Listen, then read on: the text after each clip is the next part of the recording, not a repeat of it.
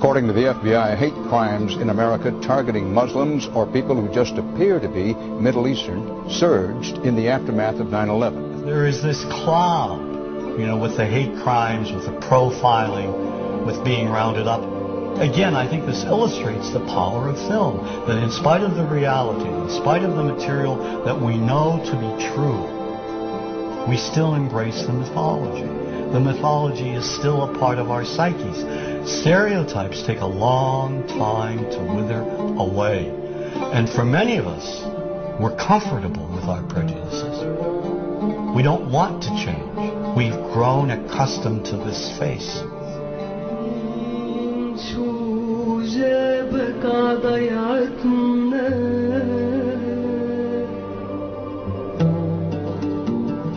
When we think of Arabs, what do we see? What images come to mind? Do we see actual people? People who, despite real cultural or geographical differences, do pretty much the same things that we do. When we think of Arab women, what images come to mind? Do we see women who laugh and play and who adore their children? Women who work in the home as well as outside? Would it come as a surprise to know that in many Arab countries, a majority of college students are actually women? What's our immediate image of Arab men? Do we see loving fathers? Men who want to provide for their families? What about Arab teenagers? Do we see them the way you would think about teenagers in other parts of the world? Then there's religion in the Arab world. Do we see it as all-encompassing, dominating everything else? Do we know that even though faith plays a huge role in the Arab world, just as it does here in the United States, that it's also true that much of the Arab world is quite secular? When we think of Arabs and religion, does Christianity come to mind? Do we remember that there are over 20 million Christians in the region who have lived side by side in harmony with Muslims for centuries? To their credit, some filmmakers have shown Arabs and American Arabs in all their complexities. And an excellent way to shatter a stereotype is through laughter, through comedy. So we have comedians. Comedians have done this historically. Black comedians, Jewish comedians. So we see Arab comedians doing this. And this is one way to release the tension. Things on a credit card. True story. Guy behind the counter picked up my credit card, sees the Olive card, looks at me all weird. He's like, hey, buddy, what kind of name is, that?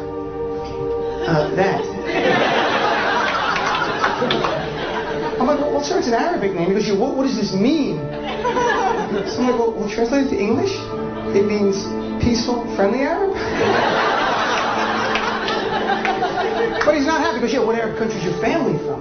So I tried the most peaceful, popular one that he would like. So I'm like, we're from the same Arab country that Aladdin is from. To his credit, Michael Moore in Fahrenheit 9/11 in the DVD includes a scene with this comedy coming out. My name really is Ahmed, and I can't fly anywhere. All you white people have it easy. You guys get to the airport like an hour, 2 hours before your flight. It takes me a month and a half.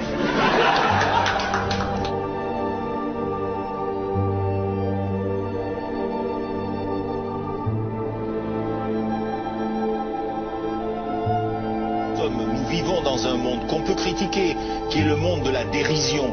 Vous le savez bien, et dans les médias, je dirais, le monde de la dérision, on se moque de tout. Le fait que ça se fasse me satisfait. Parce que ça veut dire que nous avons, qu'on est libre, peu à peu... Il faut qu'on soit beaucoup plus sage que ça, qu'on rentre pas dans ces provocations. Et c'est pour ça que... C'est l'autocensure, ça, Jamel. Tu comprends ce que je veux dire? Si on commence à pas faire de dessin pour pas choquer les musulmans... Non, si on fait... Pour moi, c'est de l'autocensure. C'est la fin de la liberté d'expression. Pour moi, la liberté d'expression, la liberté d'expression et le respect font partie, sont mariés ensemble. Moi, je suis pour la liberté d'expression. Mais si je vais blesser une personne, pourquoi blesser la personne? Non, mais si moi j'ai envie de faire une caricature sur Mahomet ou sur un rabbin ou sur Jésus-Christ, il faut que j'ai le droit de le faire. Tu comprends? C'est ça la France. Quand tu sais que tu vas blesser 10 millions de personnes, pourquoi tu vas les blesser? Pourquoi? C'est la liberté, c'est ça. C'est la liberté de...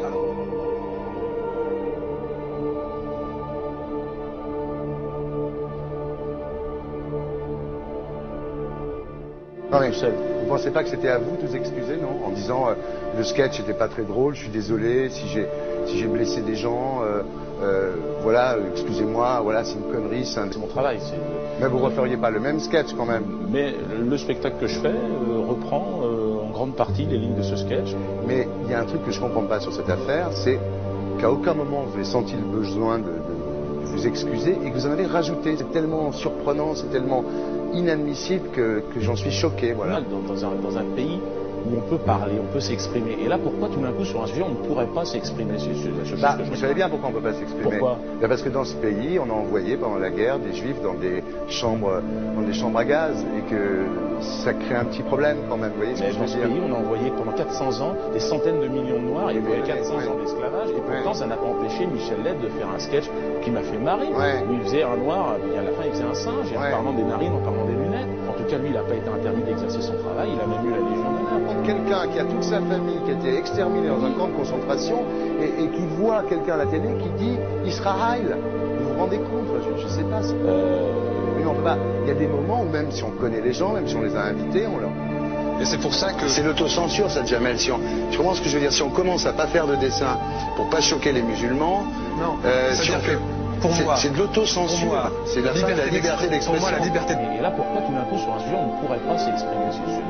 Vous savez bien pourquoi on ne peut pas s'exprimer. Pourquoi? Parce que dans ce pays, on a envoyé pendant la guerre des juifs dans des chambres à gaz et que... Deux poids, deux mesures. La liberté pour tout le monde. C'est-à-dire? La liberté pour tout le monde. Il y a une personne comme Dieudonné qui a fait un rabbin, enfin qui a fait un colon juif, etc.